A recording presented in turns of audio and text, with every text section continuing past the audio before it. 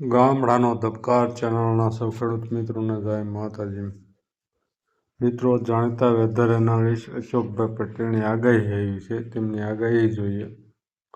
સૌરાષ્ટ્ર ગુજરાત અને કચ્છમાં 22 એપ્રિલ સુધી મહત્તમ તાપમાન 39 ડિગ્રીથી 41 ડિગ્રી, ત્યારબાદ 23 થી 25 એપ્રિલ 2024 દરમિયાન 40 થી 43 ડિગ્રી સુધી વધવાની શક્યતા.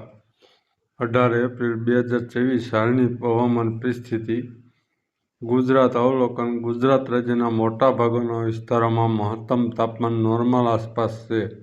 જોકે રાજકોટ અને ભુજ ખાતે તાપમાન લગભગ 1.5 ડિગ્રી નોર્મલથી વધુ નોંધાયું છે. 17 એપ્રિલના મહત્તમ તાપમાન રાજકોટ 40.9 ડિગ્રી, 1.5 ડિગ્રી નોર્મલથી વધુ.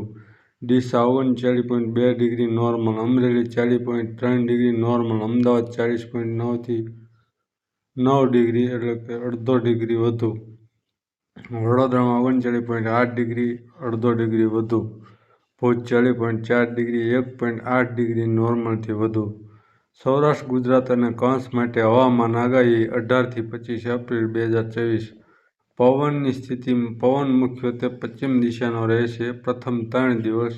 પવનની ગતિ 10 થી 15 કિલોમીટર કલાક. સાંજે ઝાટકાના પવનો 15 થી 25 કિલોમીટર કલાક.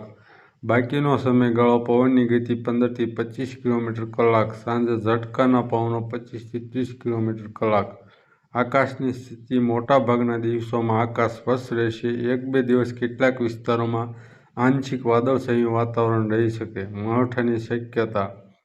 ગુજરાતના પાડોશી રાજ્યો મહારાષ્ટ્ર તેમજ મધ્યપ્રદેશમાં માવઠાની નોંધપાત્ર શક્યતા છે. તેથી લાગુ ગુજરાત રાજ્યના ભાગો અને તેને લાગુ ભાગોમાં તારીખ 19 થી 21 એપ્રિલ દરમિયાન 1-2 દિવસ આઇસોલેટેડ વિસ્તારમાં હળવા માવઠાની શક્યતા છે.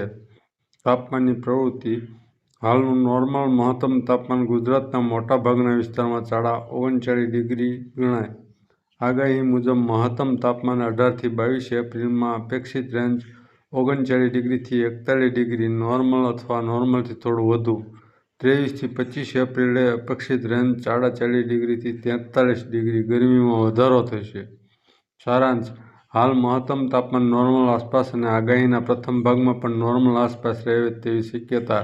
બીજા ભાગમાં તાપમાન 1 થી 2 ડિગ્રીનો વધારો શક્ય. મધ્ય પશ્ચિમ પવન સાથે સાંજે ઝાટકાના પવનો. 1 દિવસ માટે થોડું અસ્થિર હવામાન. માવઠાની શક્યતા. આ હતી જાણીતા વેધર એનાલિસ્ટ અશોકભાઈ પટેલની આગાહી. તેમનું એવું કહેવું છે કે તાપમાન હવે 43 ડિગ્રી સુધી જશે 22 તારીખ પછી. પવન પશ્ચિમ રહેશે અને વાતાવરણ થોડું અસ્થિર થઈ અને બોર્ડર મહારાષ્ટ્ર અને મધ્યપ્રદેશ બોર્ડર ઉપર માવઠાની શક્યતા ગણાય. ચેનલને સબસ્ક્રાઈબ કરજો, વિડીયોને લાઇક કરજો અને શેર કરજો. જય માતાજી.